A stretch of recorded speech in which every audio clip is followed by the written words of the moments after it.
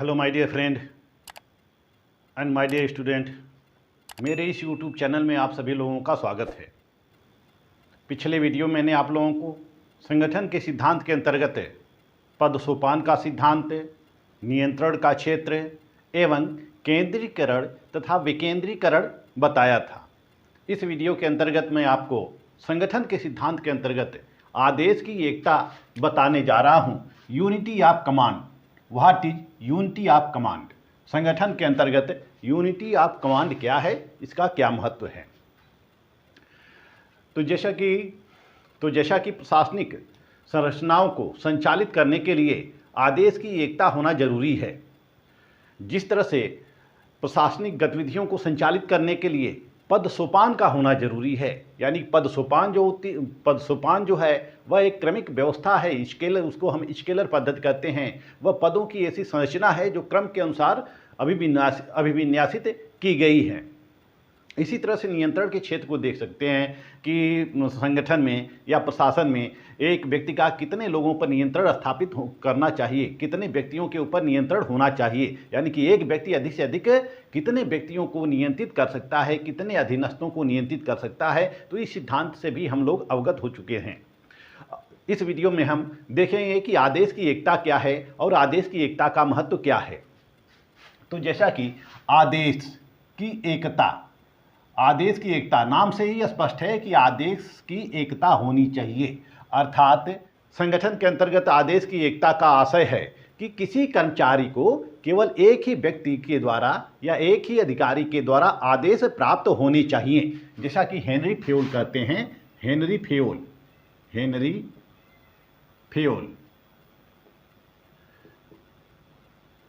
कि आदेश की एकता से तात्पर्य है कि किसी संगठन में एक ही व्यक्ति का आदेश प्राप्त होना चाहिए। संगठन के अंतर्गत एक ही व्यक्ति का आदेश प्राप्त होना चाहिए या एक ही अधिकारी का आदेश प्राप्त होना चाहिए। और वह अधिकारी जो है वह सर्वोच्च शिखर पर बैठा होता है, वह अपने अधीनस्थों को आदेश देता है। यह जो अधिकारी होता है संगठन के अंतर्गत, यह अपने अधीनस्थों को आदेश देता है और इसके जो अधीनस्थ होते हैं अपने कर्मचारियों को आदेश देते हैं। और यह कर्मचारी जो होते हैं वह समस्त समाज में उस आदेशों का क्रियान्वयन करते रहते हैं। तो आदेश की एकता जो है यह पद सोपान का ही एक दूसरा रूप है। पद सोपानिक व्यवस्था के अनुसार हम आदेश की एकता को देख सकते हैं। जैसा कि फिफनर और प्रेस्थस का कहना है, फिफनर एवं प्रेस्थस,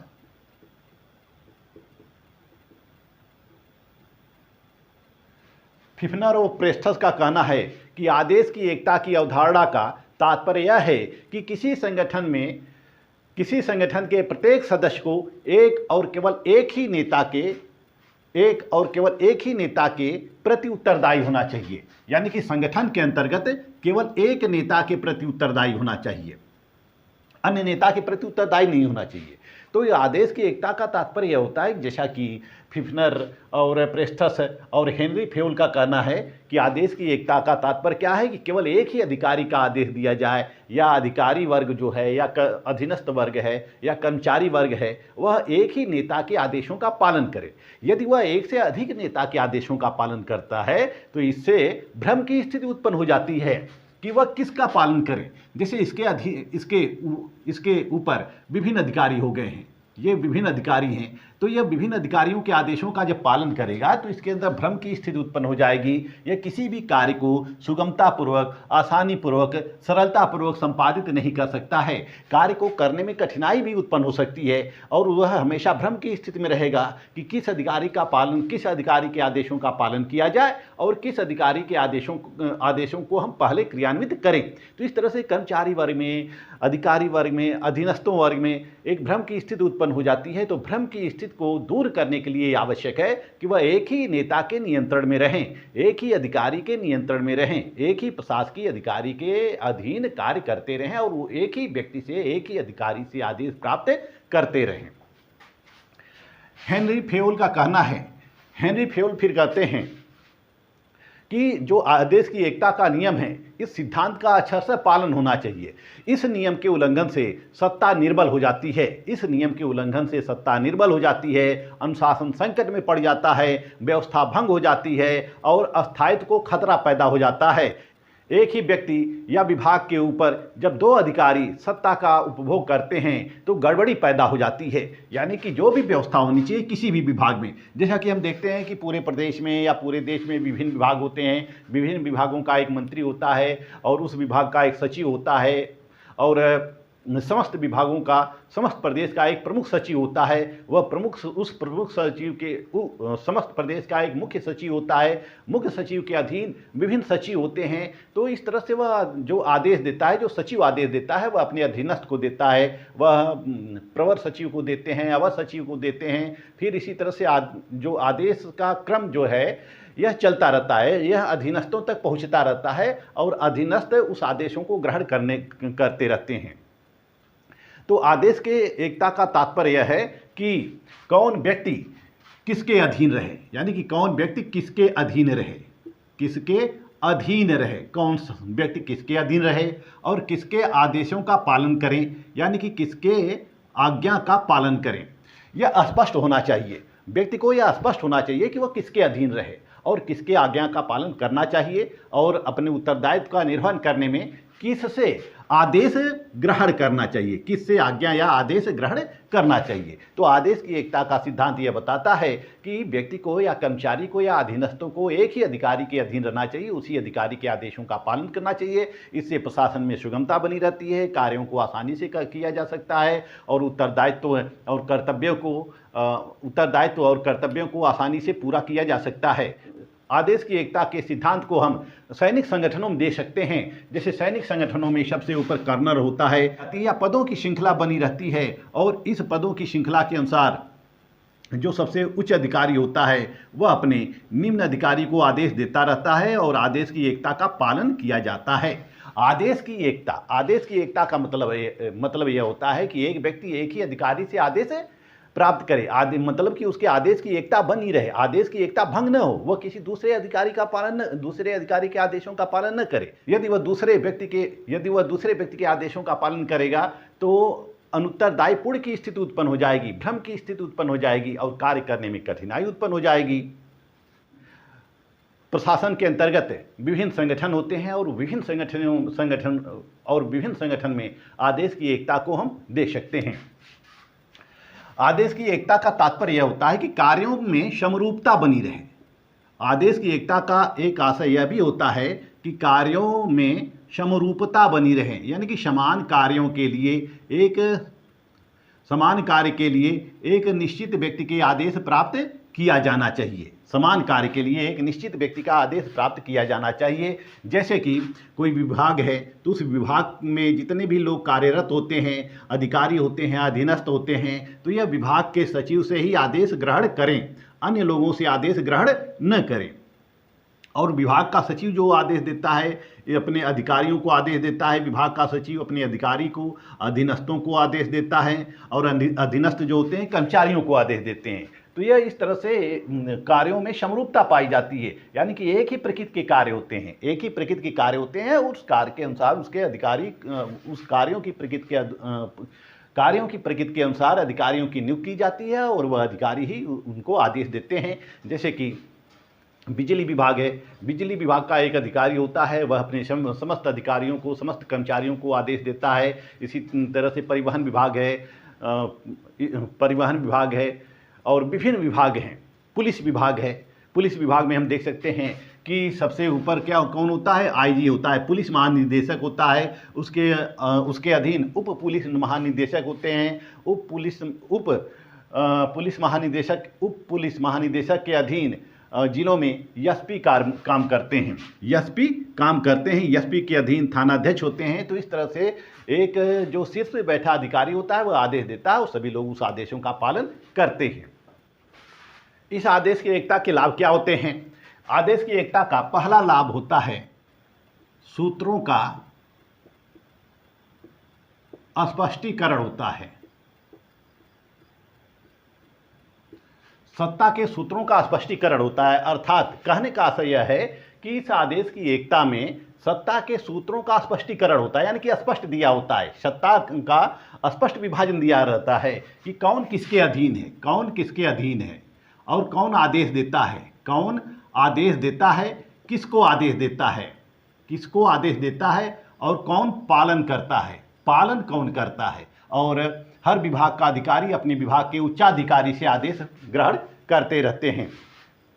यह जो आदेश की एकता का सिद्धांत है, इस आदेश की एकता के सिद्धांत के अंतर्गत एक व्यक्ति, आदेश की एकता के सिद्धांत के अंतर्गत एक व्यक्ति एक स्वामी के सिद्धांतों का पालन होता है। अर्थात एक व्यक्ति का एक ही स्वामी होता है, दूसरा स्वामी नहीं होता है। एक व्यक्ति का एक ही स्वामी होता है, एक व्यक्ति का एक ही स्वामी होता है, वह अपने स्वामी के आदेशों का पालन करता रहता है और स्वामी के निर्देशों को क्रियान्वित करता रहता है। यानी कि जो अधीनस्थ होता है वह अपने उच्च अधिकारी के अधीन होता है, वह केवल उसी के आदेशों को मानने के लिए बाध्य होता है और अन्य के आदेशों को मानने के लिए बाध्य नहीं होता है।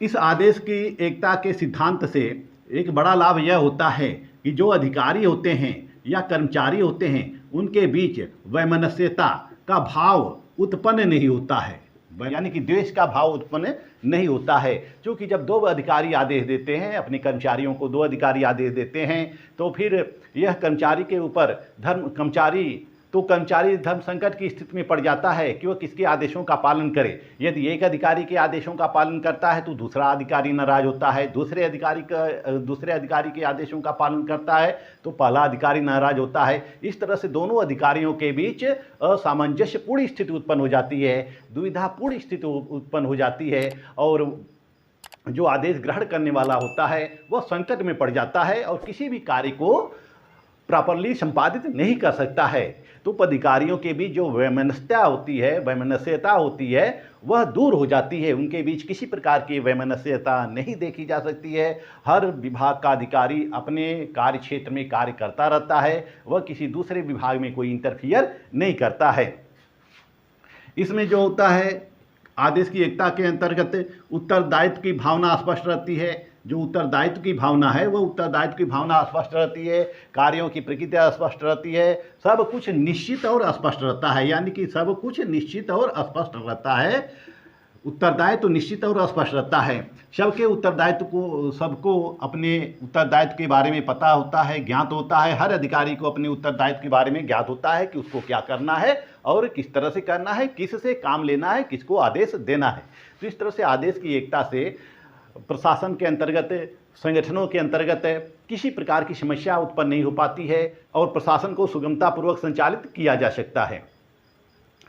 प्रशासन में कहीं भी कोई कठिनाई उत्पन्न नहीं होती है। जो एक अधिकारी होता है वह ऊपर से आदेश प्राप्त करता है और नीचे के सभी अधिकारी उस आदेशों को फॉलो करते रहते हैं, उस आदेशों को अनुसरण करते रहते हैं और आदेशों के अनुसार कार्यों को संपादित करते रहते हैं। परंतु इस आदेश के सिद्धांत की विभिन्न विद्वानों के द्वारा आलोचना भी की गई है। जैसा कि कुछ विद्वानों का यह कहना है कि जो आदेश की एकता का सिद्धांत है यह पुराना पड़ गया है। आदेश की एकता का सिद्धांत पुराना पड़ गया है। वर्तमान समय में आदेश की एकता का सिद्धांत कार्य नहीं करती है। एक अधिकारी के विभिन्न उच्च अधिकारी होते हैं और वह विभिन्न उच्च अधिकारियों से आदेश ग्रहण करता रहता है। जैसे कि डीएम का कोई एक अधिकारी नहीं होता है, उसके ऊपर विभिन्न अधिकारी होते हैं, विभिन्न विभाग होते हैं। एक डीएम जो होता है लगभग 20 से 30 विभागों से आदेश ग्रहण करता रहता है। वह 20 से 30 विभागों से आदेश ग्रहण करता रहता है। जैसे विभिन्न मंत्री जो होते हैं, विभिन्न मंत्री विभिन्न विभागों के होते हैं, यह मंत्री डीएम को आदेश देते रहते हैं और जो जिले का डीएम होता है वह दुविधापूर्ण स्थिति में पड़ जाता है कि किसके आदेशों को पहले क्रियान्वयन करे, किसके आदेशों का पहले क्रियान्वयन किया जाए। और इस तरह से डीएम के ऊपर अनेक उच्चाधिकारी होते हैं। जैसे कि इसमें कमिश्नर होता है, डीएम के ऊपर कौन होता है? कमिश्नर होता है। इसके ऊपर सचिव होते हैं, विभिन्न सचिव होते हैं। यह विभिन्न सचिव जो होते हैं, सेक्रेटरी जो प्रदेश के होते हैं, ये विभिन्न सेक्रेटरी इसको आदेश देते रहते हैं और ये विभिन्न सचिव विभिन्न विभागों के सचिव होते हैं। तो इस तरह से एक डीएम के ऊपर विभिन्न अधिकारियों का, उच्चाधिकारियों का नियंत्रण स्थापित होता है। इसी तरह से हम निचले स्तर पर दे सकते हैं। निचले स्तर पर भी काफ़ी विशेषज्ञता का अभाव होता है। तो निचले स्तर के जो अधिकारी होते हैं वह विशेषज्ञों से राय लेते रहते हैं, विशेषज्ञों के आदेशों का पालन करते रहते हैं। जैसे कि यदि कोई अधिकारी आदेश देता है, यदि कोई अधिकारी आदेश देता है, अपने निम्न अधिकारी को आदेश देता है, अपने निम्न अधिकारी को आदेश देता है, तो यह निम्न अधिकारी जो होता है, यह जो निम्न अधिकारी है या कर्मचारी हैं, यह अपने अधिकारियों से आदेशों का ग्रहण करते रहते हैं, और यह जो अधिकारी अपने उच्च अधिकारियों से आदेश ग्रहण करते रहते हैं। तो इनके जो विभिन्न विभाग होते हैं ये आदेशों को तो फॉलो कर सकते हैं, लेकिन जो वित्त विभाग होता है, कभी कभी वित्त विभाग भी इनको आदेश दे देता है, या ये वित्त विभाग का परमिशन लेते हैं, यानी कि वित्त के लिए या वित्त विभाग के ऊपर निर्भर रहते हैं। यदि वित्त विभाग इनको बजट प्रदान नहीं करता है तो इनके कार्य रुक जाते हैं। विभिन्न विद्वानों ने इसकी आलोचना की है, जैसा कि F.W. टेलर ने आदेश की एकता के सिद्धांत को F.W. टेलर ने आदेश की एकता के सिद्धांत की काफ़ी आलोचना की है। उसने इसे सैनिक पद्धति कहा है। इस आदेश की एकता को उसने सैनिक पद्धति कहा है। टेलर का कहना है कि यह केवल सैन्य विभागों में ही लागू की जा सकती है। आदेश की एकता का सिद्धांत केवल सैन्य विभागों में ही लागू किया जा सकता है। यह प्रशासनिक संगठनों में लागू नहीं किया जा सकता है, क्योंकि प्रशासनिक संगठनों में एक अधिकारी के कई स्वामी होते हैं, वह कई स्वामियों से आदेश प्राप्त करता रहता है। टेलर आदेश की एकता के सिद्धांत के स्थान पर कृत्य-मूलक निर्देशन तथा अधीक्षण के सिद्धांत का प्रतिपादन किया है। टेलर के अनुसार प्रत्येक कर्मचारी 8 अधीक्षकों के अधीन रहते हैं, यानी कि टेलर कहते हैं कि प्रत्येक अधिकारियों को 8 अधीक्षकों के अधीन कार्य करना चाहिए, 8 अधीक्षकों के अधीन रहना चाहिए। जैसे पहला है, टेलर के अनुसार प्रत्येक कर्मचारियों को 8 अधीक्षकों के अधीन रहना चाहिए। जैसे पहला जो है वह दल अधिकारी, जिसको हम गैंग बास कहते हैं, गैंग बास कहते हैं।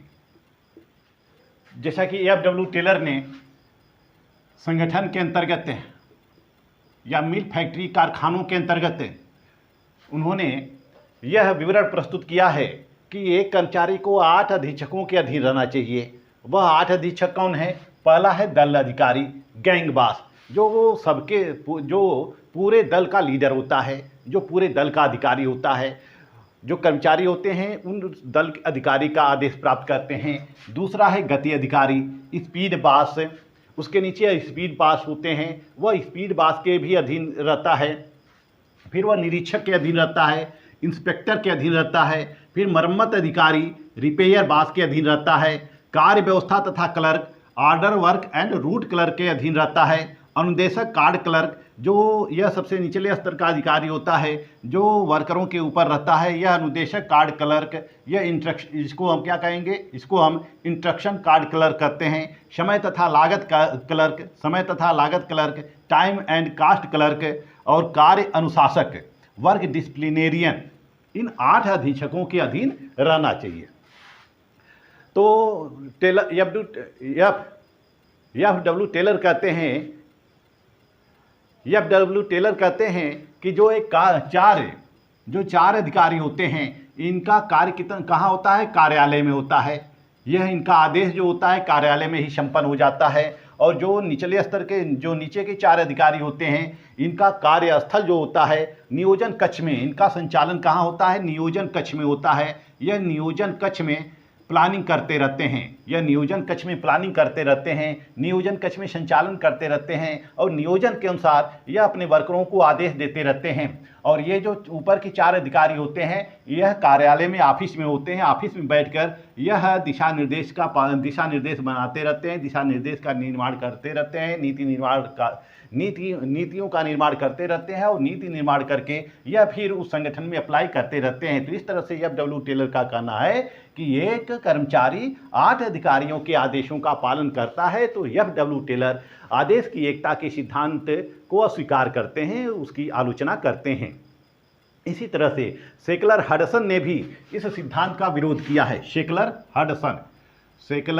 हडसन ने भी आदेश की एकता का सिद्धांत का विरोध किया है। सेकलर हडसन का कहना है कि सरकार में प्रशासक के अनेक बास होते हैं। सरकार में प्रशासक के अनेक बास होते हैं। एक प्रशासक जो होता है वह कई लोगों से आदेश प्राप्त करता है। जैसे जिले का जो निम्न अधिकारी होता है, सबसे निम्न अधिकारी जिले का जो होता है वह चिकित्सा सीएमओ से भी आदेश प्राप्त करता रहता है, सीडीओ से भी प्राप्त करता रहता है, डीपीआरओ से भी। अगर उस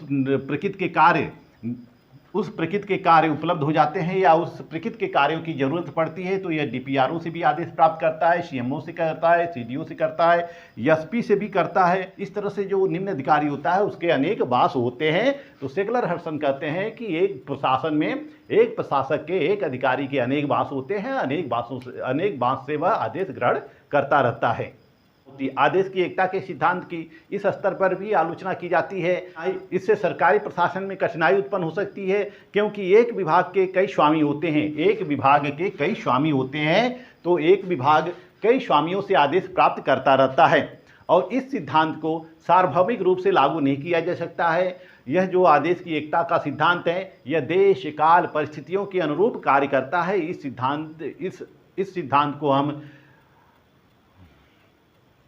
सिद्धांत को हम देश काल परिस्थितियों के अनुसार लागू करते हैं। यह सार्वभौमिक नहीं रहता है, यानी कि हर जगह इस सिद्धांत को लागू नहीं किया जा सकता है। लेकिन विभिन्न आलोचनाओं के बाद भी आदेश की एकता का सिद्धांत यह बहुत ही प्रभावी है। इससे कार्यों में पारदर्शिता आती है, लाल फीताशाही पर लगाम लगाया जाता है और सभी लोगों के उत्तरदायित्व स्पष्ट रूप से दिए रहते हैं। सभी लोग अपने उत्तरदायित्व की पूर्ति निष्ठापूर्वक करते रहते हैं, अर्थात कार्यों में पारदर्शिता आती है। सभी अधिकारी कर्मचारी मिलकर कार्य पूरा करने लगते हैं। उनको पता होता है कि कौन उनका मुखिया है और किससे आदेश ग्रहण करना है। इसलिए कार्यों में शीघ्रता और इसलिए सभी योजनाओं को लागू करने में शीघ्रता का परिचय देते हैं। यानी कि जितनी भी प्लानिंग की जाती है सरकार के द्वारा या प्रशासकों के द्वारा, उसको अप्लाई करने में विलंब का सामना नहीं करना पड़ता है, क्योंकि सबको पता होता है कि यह किस अधिकारी के आदेश से लागू किया जा रहा है। तो इस तरह से आदेश की एकता से भी संगठन में काफ़ी लाभ देखने को मिलते हैं और विभिन्न संगठनों में आदेश की एकता का सिद्धांत का पालन किया जाता है। तो मुझे लग रहा है कि आपको ये समझ में आ गया होगा कि आदेश की एकता का सिद्धांत क्या है।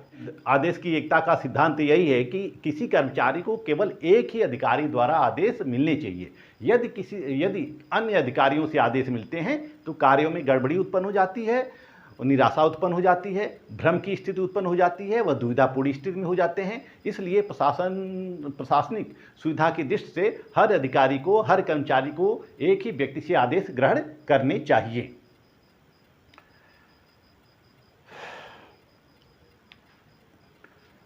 इस वीडियो में बस इतना ही। नेक्स्ट वीडियो में बताऊंगा समन्वय और प्रत्यायोजन का सिद्धांत। संगठन के अंतर्गत समन्वय और प्रत्यायोजन का सिद्धांत क्या है। मेरा वीडियो आपको अच्छा लगे तो मेरे चैनल को लाइक, सब्सक्राइब और शेयर करते रहिए। मिलते हैं नेक्स्ट वीडियो में, तब तक के लिए धन्यवाद।